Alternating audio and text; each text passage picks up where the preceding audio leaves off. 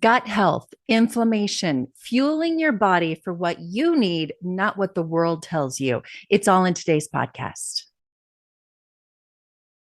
Hi, everyone. It's Natalie. I hope your 2023 is off to a great start. I'm so excited for what I have coming up on the podcast this year. After diving deep into all of my podcasts last year, I've learned what you like and what you want more of. I think many of you are like me in wanting to just feel better and feel healthy. My guest today is Hope Pedraza. She's a certified holistic nutritionist, functional diagnostic nutrition practitioner, founder of inBalance, a Pilates-based fitness franchise, as well as the host of the Hopeful and Wholesome podcast. Here's what we are about to talk about: hormonal issues and how they are usually side effects of something else going on in your body. And also, to have a healthy gut, you have to eat foods with fiber, and how that can and probably should be more of a plant-based diet. Also, how to stay away from inflammatory foods, food sensitivities, what they mean, and how you can determine if it's something you have and what might be causing food sensitivity issues for you. Also, stress, how that impacts autoimmunity issues or organ wear out. We're going to talk about sugar, alcohol, processed foods, and inflammatory oils. What are those? Also today, tips for just feeling better overall. Yep, it is a jam-packed episode for wellness today. As always, please let me know what you're thinking about the podcast. I love hearing from you. Let's get started with Hope Pedraza. Hope, thanks for joining me today. We hear so much about gut health. We now know, most of us, how important it is, but I want to talk about this correlation between gut health and hormones. Yeah. It's a good question. And I think a lot of times people come to me and they want help with their hormones when actually the hormone issues that you're experiencing are really just a side effect. Like anything going on with your hormones, like hormones are never the first place that I look when I'm working with my clients. Hormones are typically a side effect of something else. And typically it's something going on in the gut. And there's such a strong connection between the hormones and the gut. And so just as kind of a reference point, so your gut it consists of your entire digestive tract from your mouth down to your colon. There are hundreds of trillions of little cells in your gut. There's hundreds of millions of different bacteria in your gut microbiome. So all of these things are making up the gut. So when you hear the term microbiome, it's all the bacteria and the fungi and the microbes, all the enzymes, all these things in your gut. And all of these are in some way, shape, or form connected to your hormones. Every hormone in your body is in some way affected by your gut, whether it's made there or its metabolites are made there, there's enzymes made there that are required to make certain hormones. It's all connected. So we're looking at, hormonal issues. That's the first place I look is like, okay, what's going on in your gut? So when we were teenagers, everything seemed fine. I would eat the Snickers and have pasta and eat these things now that we're thinking, oh, we probably shouldn't have all that sugar and those carbs and all of that. Why is it so different now? Is it because we're older and our bodies can't handle it, or do we just know more and we're able to associate it with problems? I think it's both. I think, things start to catch up with you, the older you get, because it's just that chronic exposure to inflammatory things, right? Because eating one Snickers bar isn't going to do, a whole lot to you. But if you're chronically eating things that breed inflammation, like lots of sugar and processed foods, it's just, that over a long period of time is what's going to affect you. And of course, the other part is, we do know more. I mean, we do know that those things, cause problems and that those things do affect our gut and inflammation and all those things. But it's definitely that chronic exposure to things like that over time that makes a huge difference. When it comes to gut health and being gut healthy, I guess you could say, is it different for everyone? Is it a one size fits all? Totally. Never. Your gut microbiome is as unique to you as your fingerprint. So giving a one size fits all, like gut health, protocol or whatever, it's not going to work. So everybody's gut microbiome is different. Even those who share your DNA, your kids, your parents, like your gut microbiome is that unique. So there is really no such thing as a one size fits all approach when it comes to gut health. Okay, so where do you start then? How do you Good know what's question. good for my family when I'm making dinner or giving them Yeah, all breakfast? Do I have to have an individual recipe for each right. person? Right. And That's, really that's what it gets to for busy people is yeah, how do I make totally. this easy? Yeah. Well, there's a lot of like general rules we can follow, like on a general basis, right? So things like, like fiber, for example. Fiber is good for everybody. Foods with fiber, which are all plant-based foods. Plant-based foods are the only way you can get fiber in your diet. That's good for Mm. everybody. The fiber helps not only, keeps you regular, it helps keep your blood sugar stable. It helps breed good, healthy bacteria in your gut. That's good for everybody. Everybody needs needs all of those things. Adding in, lots of good antioxidants, foods like really colorful fruits and veggies. That's good for everybody. That helps with inflammation, keep inflammation at bay. It helps, promote healthy cell activity in your body and in your gut. So there are some good, like, hard and fast general rules that we can say, okay, this is good for everybody. But just when it comes to like specifics, and because like, you probably, people who are listening, there are some people who, for example, are super sensitive to gluten, people who are super allergic to gluten. And then there's some people who they could eat gluten all day and it never bothers them. So there's things like that. There's certain food sensitivities that affect certain foods that affect people differently. Some people have food sensitivities, some people don't. So in that sense, that's kind of where the bio individuality comes in. I think what's hard for most people, as I mentioned, just being really busy, is we want to do what's right and we want to be healthy, but it just feels like there's so much investigation that needs to go into it. And I know this is how you help people specifically. So where do you tell people to start? I mean, I typically would tell people, just as I cover health issues, stay away from boxed stuff and canned stuff, as you mentioned, food from the earth and colors. But how do you advise people to start to know their own needs? Yeah. I think the biggest piece is, and this is probably not the exciting answer people are looking for, but I think the biggest piece is building awareness and just building self-awareness. This is something I have my clients do like right out of the gate.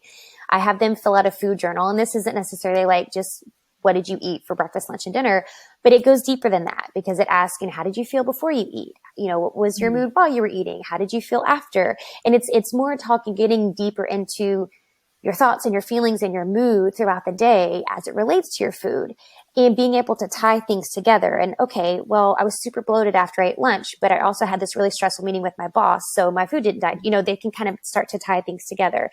And then they can also kind of look at patterns like, okay, I ate this, certain thing for dinner this day, and then my stomach felt really off and I was constipated for 3 days, but then I ate that thing again and I realized, oh, the same thing happened. So this particular food clearly is not agreeing with me. So when you're able to bring in that piece of self-awareness, whether it's with a food journal or, whatever method of your choice, you can start to kind of build that awareness within your body and look for patterns and kind of start to connect dots within yourself to kind of see what foods maybe aren't agreeing with you, what foods are kind of triggering reactions, what situations are triggering reactions in the body in that sense.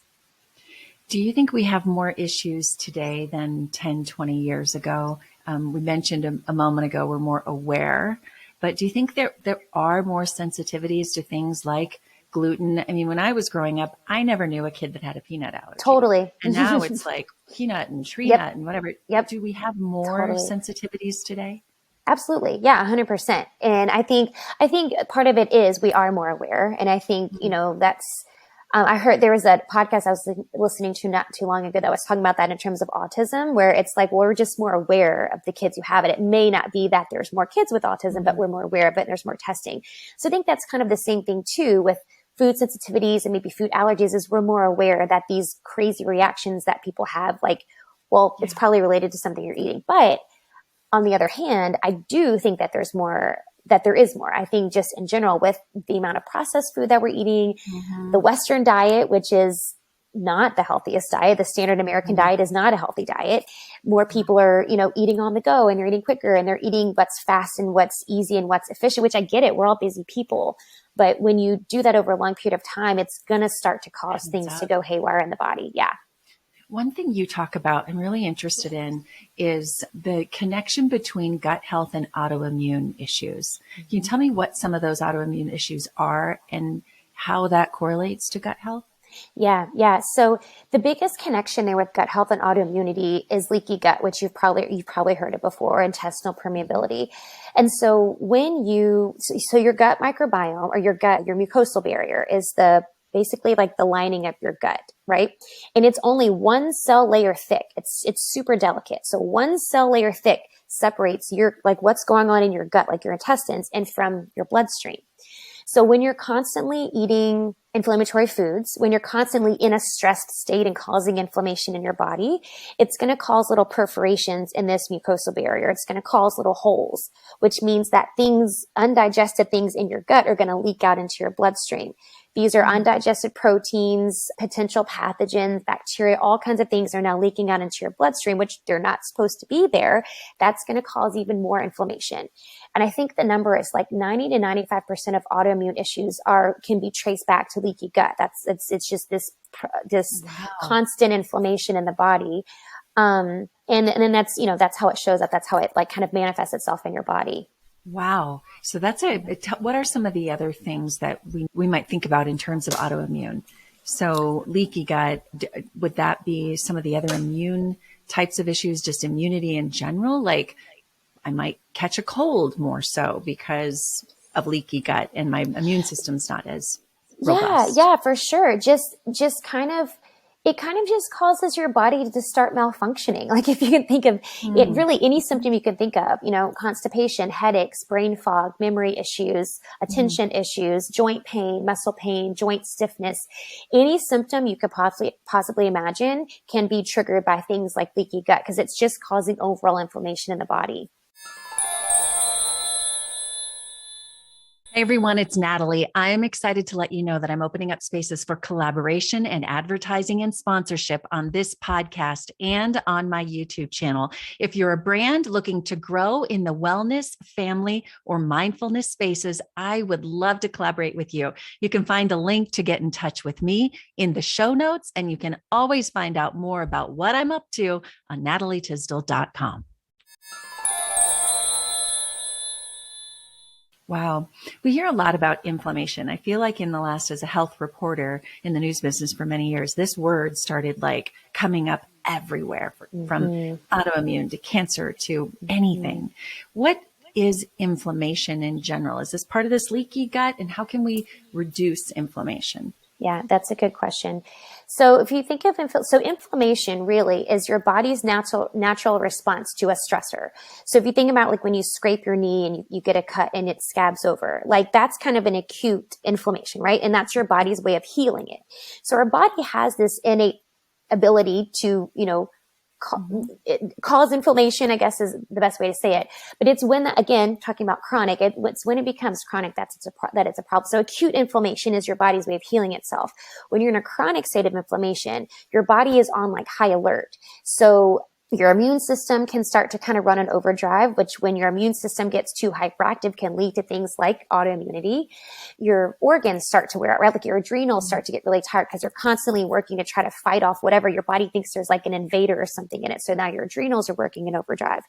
And then you start to, things like inflammation in the gut can happen. It starts to kind of wear out your good gut bacteria. So then you start to kind of get this dysbiosis, this disbalance of good and bad gut bacteria. So it's this chronic inflammation. Your body just thinks like there's an invader that it needs to fight off, but it's when it's in this chronically that things Mhm. start to go haywire in the body. Yeah. And how do you know when that's what's happening? hmm So all of those little like symptoms I was talking about before, it's the little things that start to pop up, right? You wake up and your joints are stiff and achy in the morning, or like, oh, I just realized this is a big one that I hear a lot about for women. I just realized it's been 2 days and I haven't pooped. Like, oh, I'm constipated. I'm getting headaches, regularly. I feel like I can't focus. Brain fog is one that I feel like is a really common one I'm seeing now with a lot of my clients. Mhm. ADD, ADHD, just not being able to like really focus on what you're doing. So literally any symptom you could possibly think of is a sign of inflammation. Like just feeling tired, just overall like fatigue, can't get through the day. Maybe you wake up and you don't feel rested. There's something Mhm. going on in your body. But inflammation, what I'm hearing you say, can be different for everyone, but there are Mm-hmm. some things that will cause it more so. Processed Right. foods, Yeah. sugars, things like Yeah, that. Alcohol, for sure. probably. Are there Alcohol. others? Yeah, there are. And it is going to be different for everybody because like I said, like in the case of gluten, some people are super sensitive to gluten. Some people aren't. Dairy is another one for people. Like for me, dairy is super inflammatory for me. I've been lactose intolerant for, I mean, I guess probably my whole life. So I know that that's something that's going to trigger something to, happen in my body. Soy can be really triggering for people, but not everybody. There's lots of ethnicities whose diet is built on soy. So it's, it really is different for everybody in terms of like what foods are causing inflammation. But in a general sense, yes, sugar, alcohol, processed foods, inflammatory oil. So think like super, super processed oils like canola oil and seed oils, like all of those can wreak havoc and really cause inflammation in the body. That is so interesting. And other than a journal, as you said, and you can start just noticing, because a lot of people probably have a stomachache or they have brain fog or they have these things and they're not thinking, well, what did I eat or what happened in my life? Exactly. But other than a journal, is that the only way to figure this out? Or can you do a blood test? Or is there some magic test to tell us exactly what we should all be eating individually? There are tests you can do. Yes. And so here's the thing with those though. So I'm a functional diagnostic nutrition practitioner. So as an FDNP, I do run like functional labs on my clients. And there are food sensitivity tests that you can take. But here's the thing with those. I find, and it is a blood test. I find that a lot of times they're not as like straightforward as they seem to be. And I know you can even order these. There's companies now you can order it online yourself and you can do these food sensitivity tests at home, but they can change a lot and they can change really fast. And it can be, if you're eating something a lot, sometimes that can show up on your food sensitivity test. That doesn't mean that you're sensitive to it, but it's picking it up in your blood that, well, you eat this a lot. So your body could have some sort of, antibody or something that it has built and that it's showing up in the blood test. So I find that a lot of times these food sensitivity tests aren't the most accurate way. It is definitely a way to look and see and get maybe a general idea if you have food sensitivities. But I find the best way to do it is, well, I think there's better labs to do to kind of tell you what's going on in your body. Like I use a GI map, which is a stool test that gives you like a really in-depth look of what's going on with good bacteria and the bad bacteria, yeast pathogens, if there's parasites, all that stuff. And I find like getting deeper answers and then kind of working from a more holistic way is the best way to kind of tackle those food sensitivities. Because I find with most of my clients, they clearly have some food sensitivities going on, but once we start to heal the body, they just kind of fix themselves. They just, as we kind of lower inflammation, we heal the gut, we kind of balance out minerals, that kind of thing. The food sensitivities just kind of fix themselves, Mm. So like most things in life, there's not like some magic bullet Exactly. test. It's yes. You actually have to do the work to see the Exactly. results. I know, right? Imagine that. What other tips do you have for people in general when it comes to all of these things that we've talked about for just feeling better and maybe finding the right person? I don't know if you work remotely or people who might be looking in their area. They want to make a change, but they just don't know where to start. Yeah, I do. I mean, my practice is virtual, so you can always reach out to me. I think the biggest tip there though is to find somebody who will listen. I work with women who have like chronic issues, whether it's gut, thyroid, autoimmune, hormone, and pretty much every client that I work with and every woman that I talk to is coming to me as like, I've tried all the things. I've been to all the doctors. Nobody will listen to me. They've been brushed off. They've been gaslighted. They've been told that it's in their head. They've told they just have anxiety. They've been told just lose some weight. Like they've been told all these things.